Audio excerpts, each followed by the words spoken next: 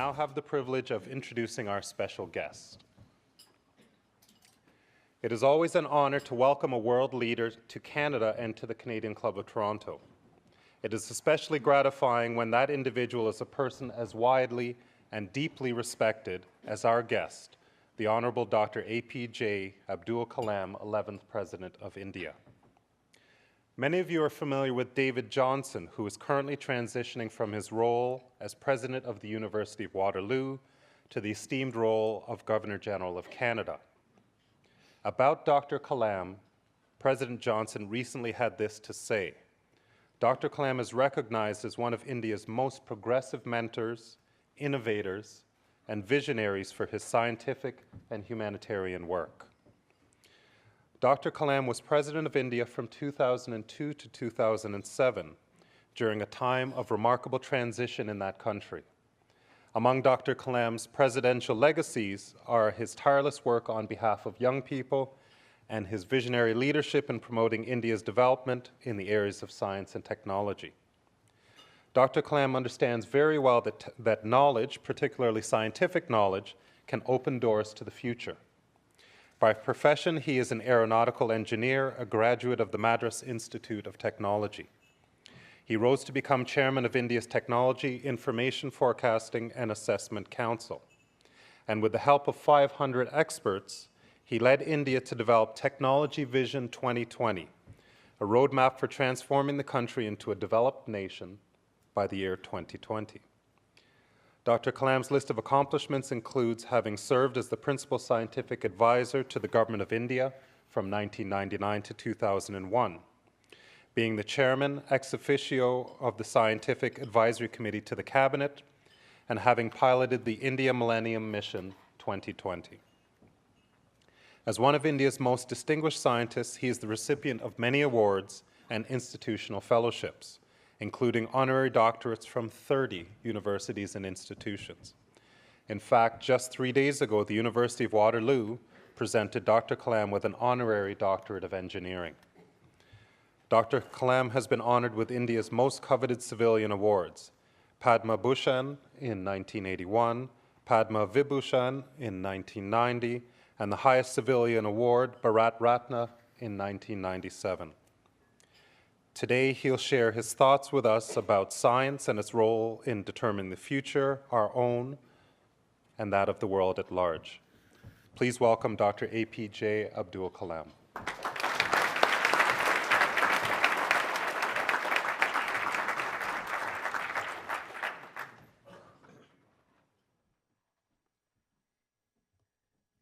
Friends, my greetings to all of you.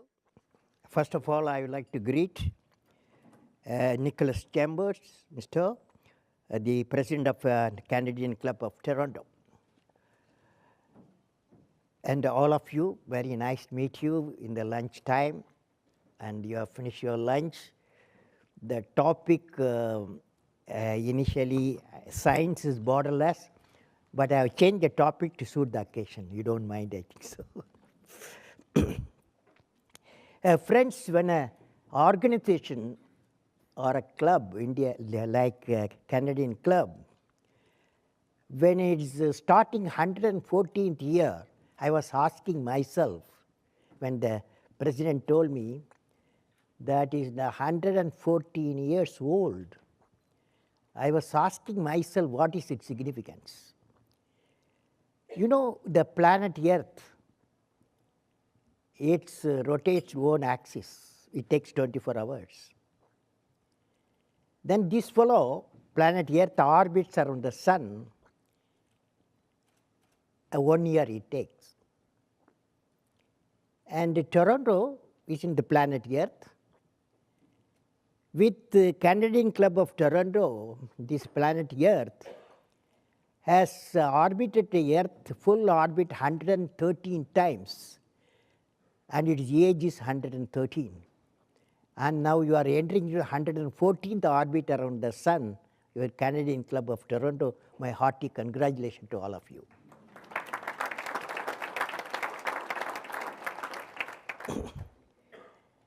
I am delighted to deliver the public lecture, and also I am going to interact with the members of the Canadian Club. I understand you hear and interact with the leaders from Canada and other countries on subjects of societal relevance. That's really beautiful. Canadian Club indeed facilitates the dissemination of knowledge from multiple disciplines and culture and nation, thus creates a unity of mind among various segments of the society, be it scientific, technical, political, or journalism. It involves synthesis of knowledge from different specialized fields of human endeavor for human progress. In a mature democratic process, different views are essential to move towards citizen-centric, welfare-oriented, efficacious policy direction. My greeting to the members of Canadian Club, distinguished guests, invitees, and friends. I was thinking what thoughts I can share with you. I have decided some thoughts on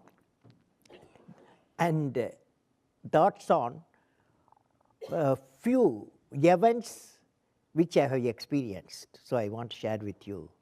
It may be scientific event, managerial events, or even evolving the mission for the world and the country. First, I am going to start with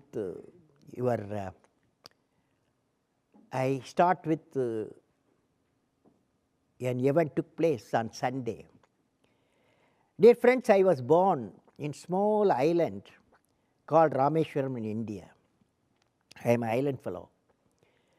India itself surrounded by a seawater in all the three sides of Indian Ocean, Bay of Bengal and Arabian Sea.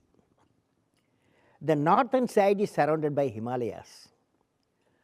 I was born very close to the sea, and I was grown in the environment all around the sea.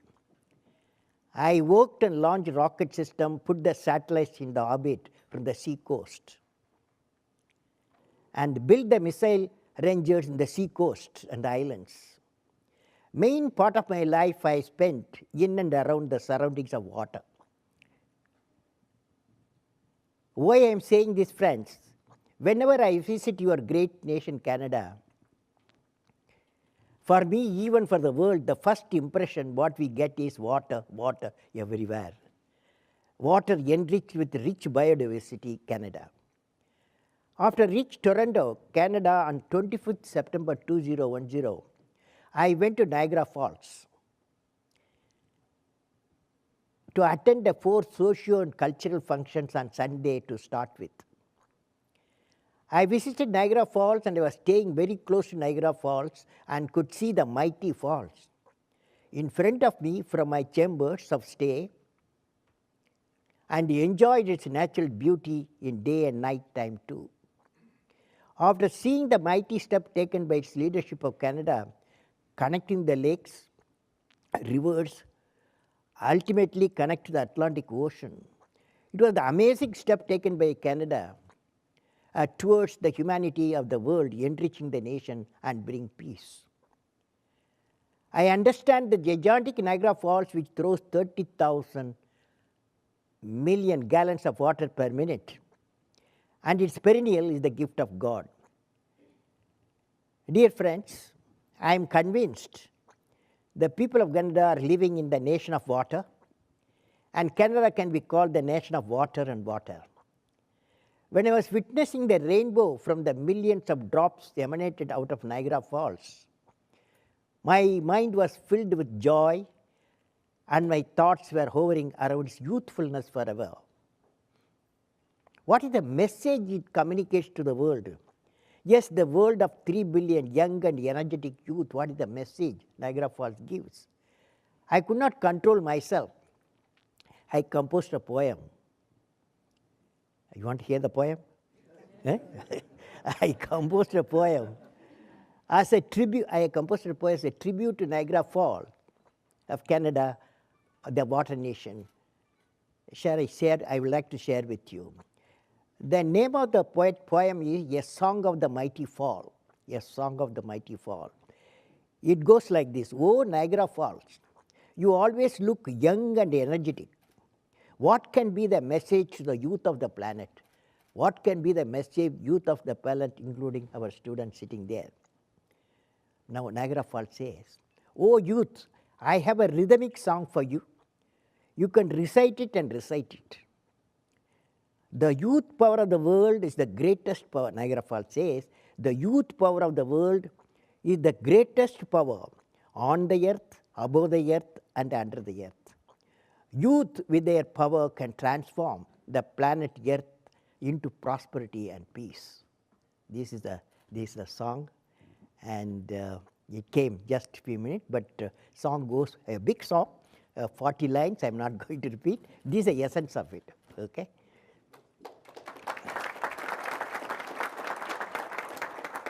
Friends, wherever I go, even in Canada, I address universities, schools, colleges, cultural program.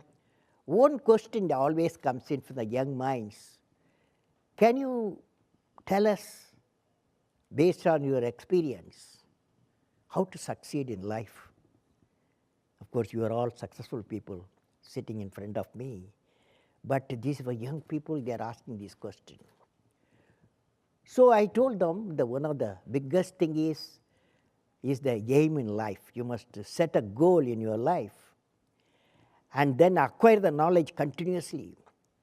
And you have to sweat and sweat, hard work. And perseverance, problem should not defeat you.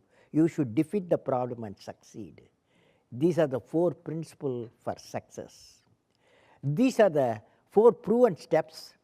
Now I would like to share one real story which happened when I was the President of India.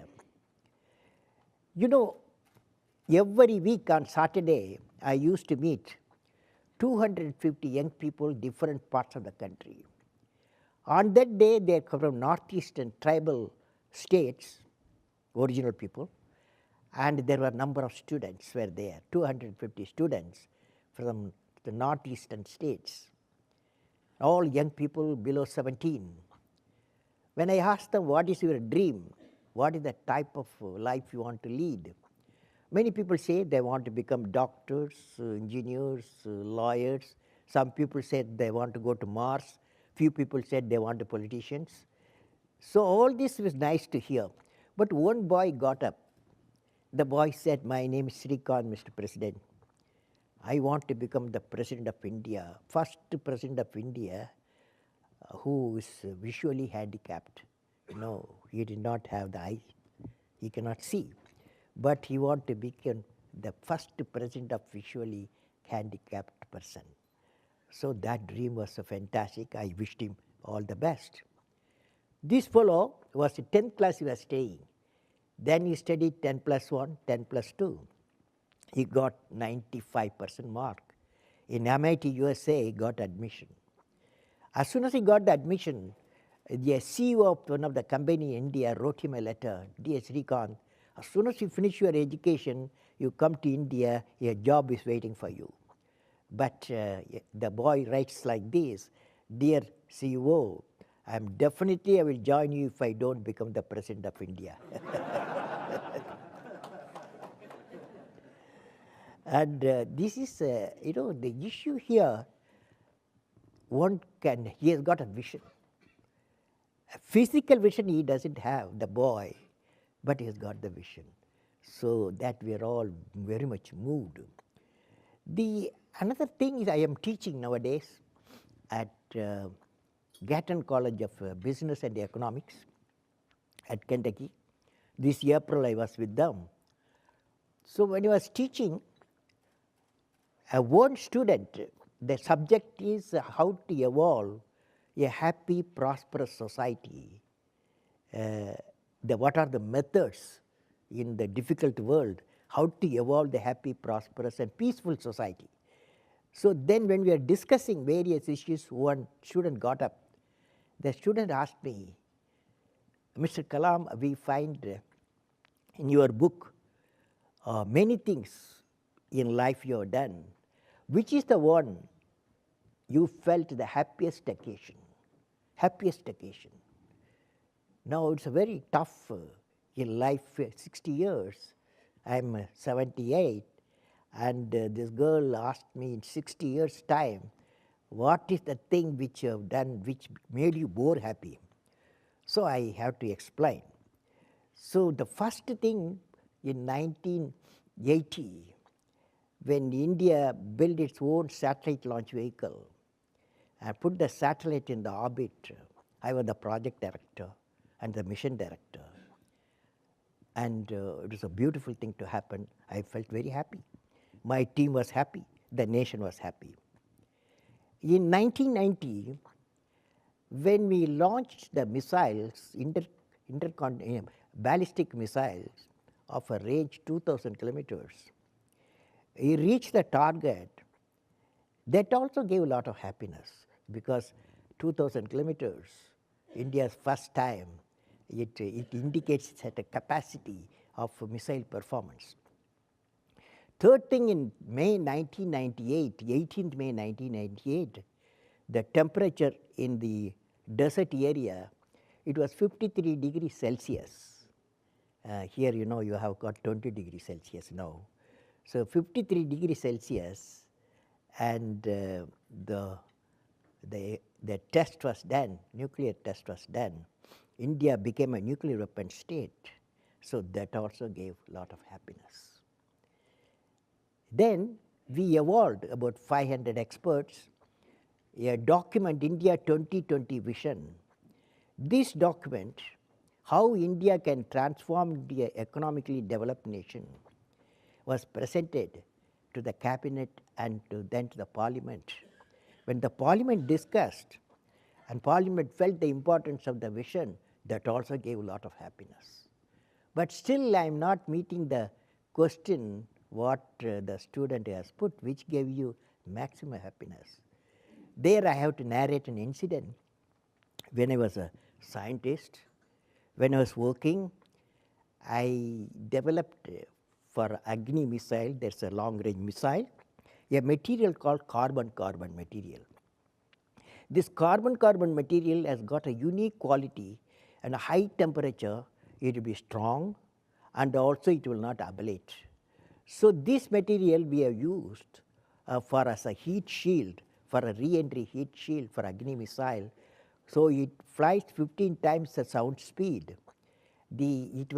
Outside temperature will be about 4,000 degree Kelvin. Inside will be just like the room, this temperature what you are experiencing. So that material, a friend of mine, an orthopedic surgeon, want to see what is that material gone in Agni missile. When he came to my laboratory and saw the heat shield so light, so strong, he took me to his orthopedic ward. You know, he's a doctor. He has got an orthopedic center for polio patients.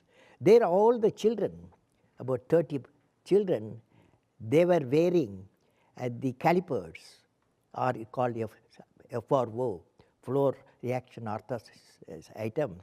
The calipers they were wearing. It was 4 kilograms. Each set is 4 kilograms. So he asked us, he gave us a challenge, why not use the same Agni missile material for making calipers. For 4, we took about 2 weeks' time, a mold we made for 30 children, and then we prepared the calipers. The 4 kilograms, it became a 400 grams, 1/10 of the weight. When the children wore, everybody was happy. The children were happy. Their mothers, particularly, the tears came, happy tears. Their children can run. That was the happiest occasion, I tell you.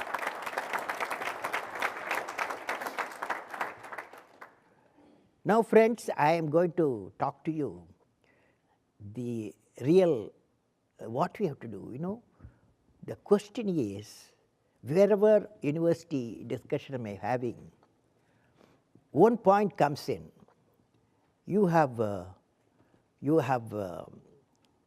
G8 nations, 8 nations economically developed, and there is a possibility 2 more nations join, they become G10, India and China. About 2.5 billion people, joining in the club of G8. That means G10. G8 and G10, it become, will there be peace and prosperity will come to all the countries, will it come? That's the question. The debate for the issue in schools and colleges where I teach. One of the issue we discuss, will the peace and prosperity will come? This G8 transforming G10, will it come? What's your feeling? Peace and prosperity. Prosperity may come 10 nations, okay? But peace, will it come? G8 has not brought in peace. G10 will it bring? Because 2.5 million people joining together in that club, will it come? So friends, let me present to you the visualization. What we felt, the answer was that peace will not come, because developing nation hundreds, developed nation 8 or 10. So as long as differences are there, the societal differences are there, peace will be a big question mark, big question mark. So what we do? So we evolved what is called World Vision 2030. Let me present you this visualization. A world of nation where the divide between rural and urban, rich and poor, developed and developing has narrowed down. This is one of the requirements. A world of nation where there is equitable distribution and adequate access to energy and quality water. A world where core competencies of each nation are identified. Missions synergizing the core competencies of different nations lead to the economic advantage and faster development for all the societies. This is the essence of it. A world of nation where all the students of all the societies are imparted education with value system. A world of nation where affordable quality healthcare is available to all. A world of nation where the governance is responsive, transparent and corruption free. A world of nation where crimes against all sorts of crimes absent, none in the society feels alienated. A world in which every nation is able to give a clean, green environment to all its citizens. A world that is prosperous, healthy, secure, devoid of terrorism, peaceful and happy, and continues the sustainable growth path. Finally, a world of nation with creative leadership who ensure effective mechanism to resolve conflicts between nations and societies in a timely manner, keeping overall peace and prosperity of the world as a goal. I would like to seek your remarks, how you can contribute each of the pillars above. You may mail to me apj@abdulkalam.com. Friends, while I was in the University of Louisville in April, I met the prestigious McConnell scholars with whom I discussed these visualization, 2030 visualization. While we were discussing, one of the scholars asked me, can you tell us how such a vision can be realized by 2030? Of course, it will have a multi-pronged focus with multi-dimensional approach spanning across the multiple societies and nations. For a peaceful and prosperous world, nations have to be peaceful and prosperous. For that, the state within the nation, the urban rural areas within the state have to be peaceful and prosperous. Equitable development of nation in a sustainable way is a prerequisite for achieving a distinct profile as depicted above. The challenges faced by the nation dealing with the diverse issues in different countries, sometimes similar way, sometimes differently, call for new methods of collaboration among the nation. Technological complexities and cost factor in solving issues like water, energy, independence, environment protection, health will require intense cooperation, research, development, and operationalization between the nations. We need to work together to understand and protect against the fury of nature like earthquake, cyclone, flood, and famine. The recent economic turbulence has taught us the need for resilient measures globally to present any such setbacks. The youth of the world are ready to contribute to development, and we need to enable them with global cadre, skill sets, and higher education skills. The ignitement of the youth is the most powerful resource above the earth, on the earth, under the earth. We have to combine our vigilance against terrorism of any kind. Of course, we have to fight against common enemies of illiteracy, poverty, drunkenness, and other diversions for the development. Art, music, and sports are indeed integrating factors for the unification of human minds. Such initiatives themselves augur well for improving understanding and cooperation among nations. Now, friends, what is the kind of leadership is essential to achieve the World Vision 2030? What is the most important ingredient that will enable the business leaders to realize global innovation and create globally sustainable system for development? My study indicates that creative leadership, particularly emanating from the youth, is the most important component for attaining success in all missions. I would like to define based on my experience. Number one, the leader must have a vision. The leader must have a passion to transform the vision into action. A leader must be able to travel into the unexplored path. A leader must know how to manage a success and failure. And leader must have a courage to take decision. Leader should have a nobility in management. Every action of the leader should be transparent. Leader, most important, must work with integrity and succeed with integrity. The creative leadership means exercising the vision to change the traditional role from the commander to the coach, manager to mentor, from director to delegator, from one who demands respect to one who facilitates self-respect. For evolving a happy, prosperous, peaceful, and sustainable planet Earth beyond 2030, every nation should give an important thrust on the generation of number of creative leaders in many disciplines. My greetings and best wishes to all the members of Canadian Club, distinguished guests, invitees, and friends present here for success in the mission of becoming global leaders, pioneering towards development of a sustained world. May God bless you all, friends.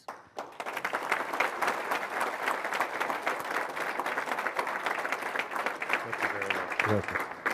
Dr. Kalam has agreed to answer some questions, and we have a roving microphone manned by Jennifer. So please, your questions are most welcome.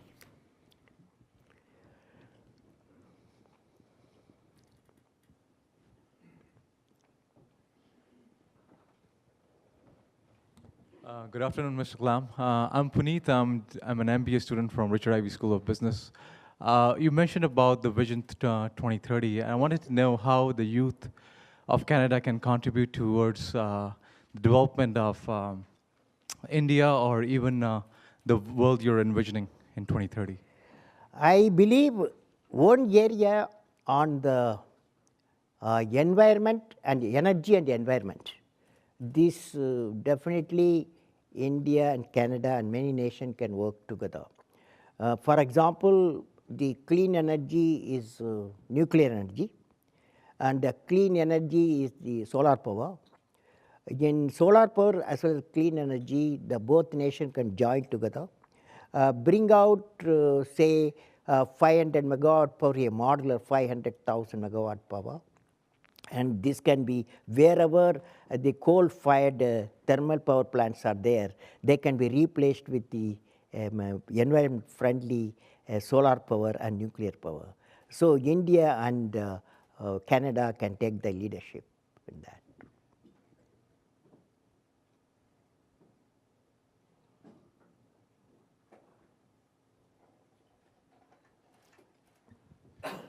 Hello, sir. My name is Ramana. I just have a broad question that you can give an advice on. I think I got the 3 points. Water, youth, and education are the pillars of the future growth. In Canada, we are fortunate we have water and youth. I think education is not managed as well as we can. And I guess one of the question is, how do you initiate that? And how do you make that as a sponsored federated event, and what are the lessons learned from all your experience in India, how we did in India? Education. Yes. Well, in India, the education you know, there are three-tier education: primary, secondary, higher education. These last two, that is secondary and higher education, my concern is not very high. But the primary education, that is up to the children of age of 15 years, our primary education, we want to see the creativity comes out of the students because of the teachers and classroom. So there we want to make some reform in the country, and there's a big team is working under Professor Yash Paul, educationist. The complete syllabus, a big syllabus our children has got, how to make it creative classes and creative classrooms. So that we are designing for the primary school education. Now it's a free and compulsory education, primary education. But the way we teach, the way we hire the teachers, the way the classroom look like, we have to change. Dr. Kalam, during the past 15 years, India has really seen tremendous development. Looking forward to the next 15 years, what is the single most challenge you think India will face? I believe, by another 10 years' time, India can become an economically developed nation. Possibilities are there. If we maintain the GDP growth, economic growth, it is about 8.5% now. If we maintain 10%, next year we are visualizing 10%. Definitely by 2020, India will become economically developed nation. See, I personally believe that's not the only aim in our India 2020 vision. We want to have a good citizens also, not only prosperity, but also we have to generate good citizens. How do we evolve a good citizens? That's a big challenge. So I used to say that, where there is a righteousness, it's a good question you asked me. That's why I have to deal with that. Where there is a righteousness in the heart, there's a beauty in the character. Where there is beauty in the character, there is harmony in the home. When there is harmony in the home, there is order in the nation. When there is order in the nation, there is peace in the world. Can you see, if you have one trait, one quality, beauty in the character possible, harmony in the home is possible, order in the nation possible, peace in the world possible. How do you get that one quality, righteous in the heart? How do you get it? How do you get it? Any thoughts? Only 3 people can give you the righteous in the heart up to age 17. Afterwards, you can't do anything. Okay, that is father, mother in a spiritual environment, and third one, the primary school teacher. So these are the people. So what we have to do, we have to ensure the righteous the heart if families acquire also. That means for that I am propagating something like a joint family system or extended family system, plus the value system that is in the schools up to age of 17, the moral science class, the best of human minds which we know throughout the world should be taught there. Okay.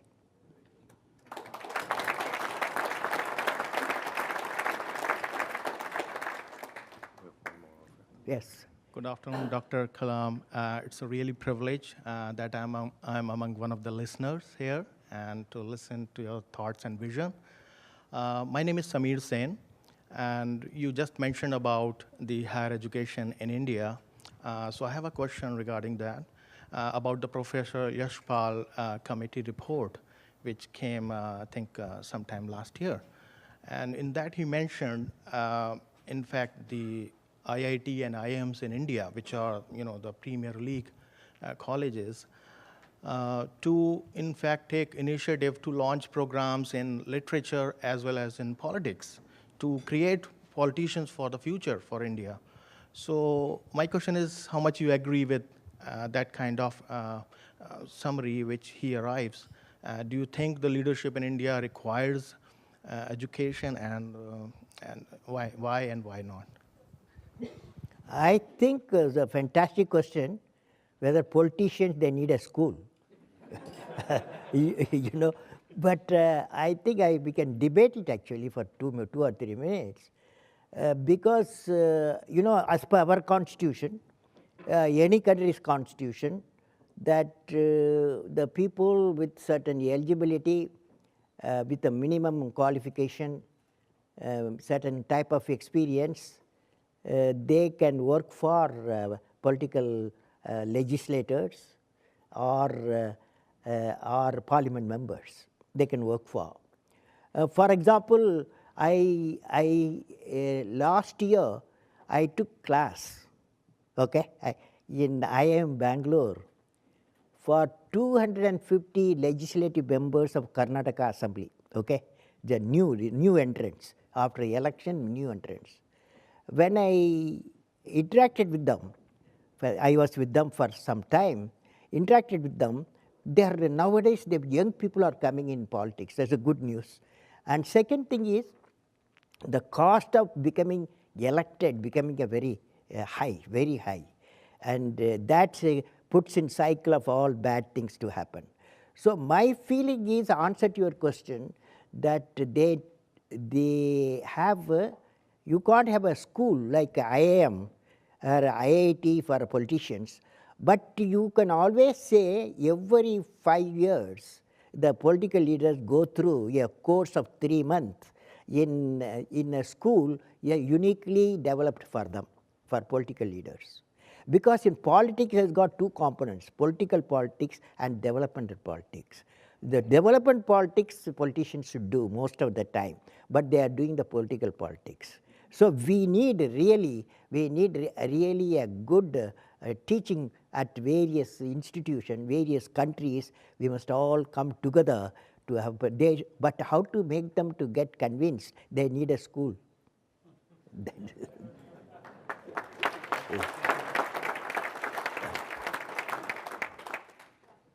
Yes. One more question. Pardon? One more question. Oh, yes, yes. As long as you can see that I catch my flight, yes. All right, I'll make this a very simple question. And then Vivian Rambier, I'm what's called a complexity scientist and cardiologist. Very, very simple question. What is science? You've been doing science for a long time in India. There's Eastern science, Western science, Indian science. Has science changed over that time? And the reason I ask this is there's an increasing tendency to look at basic What is science. science? Your question. Yeah, but the reason is to look at science to change social differences, which you mentioned. There's somebody in Madras who wrote recently about econophysics, bringing ideas from physics, nuclear physics, into economics. Can we find a science that helps with social differences and social development, etc.? See, I personally believe science is borderless, okay? It can be anywhere. A Raman effect can be discovered in India, and or a relativity can be discovered in America. But it's all now with the time difference reducing, the science become borderless. Where the difference comes in technology, because science, when you value, when you transform into technology, it becomes money. No, technology has got dimensions of a cost, money, and quality. So that there only the restriction comes in. But there also, I have my own experience. Two technologies, when they meet, and they find something unique in one laboratory in one country, another thing unique another laboratory. They try to bring together with investment and lead to prosperity. That I have seen myself. So it looks to me that science borderless, technology should be done in cooperation, and definitely in human life, you can see that how the science transforming into technology is making our life simpler, richer, and sometimes it creates problems also. That's a part of the life, yes.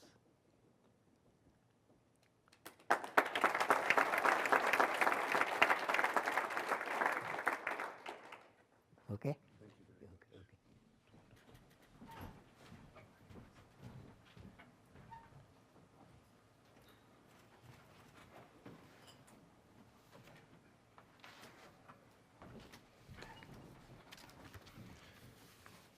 Thank you, Dr. Kalam. At this point, I'd like to welcome Gordon Rahman, Director of the Canadian Club of Toronto, to the podium.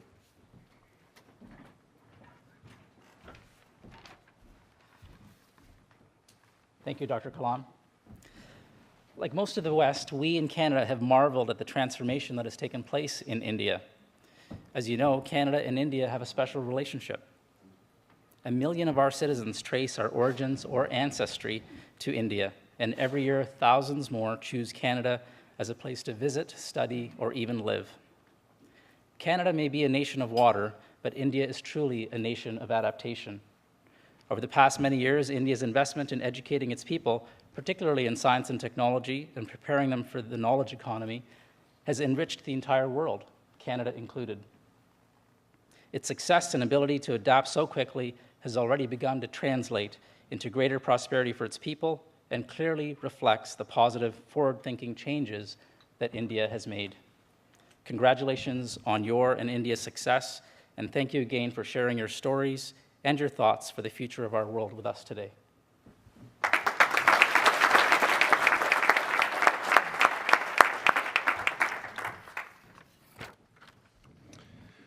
Thank you, Gordon. Special thanks again to you, Dr. Kalam, to the Canada-India Foundation, and to Scotiabank for making today possible. This concludes our television programming, which will be broadcast on Rogers TV in the days to come. We are grateful to Rogers TV and 680 News for their continuing promotion of Canadian Club events. This meeting is now adjourned.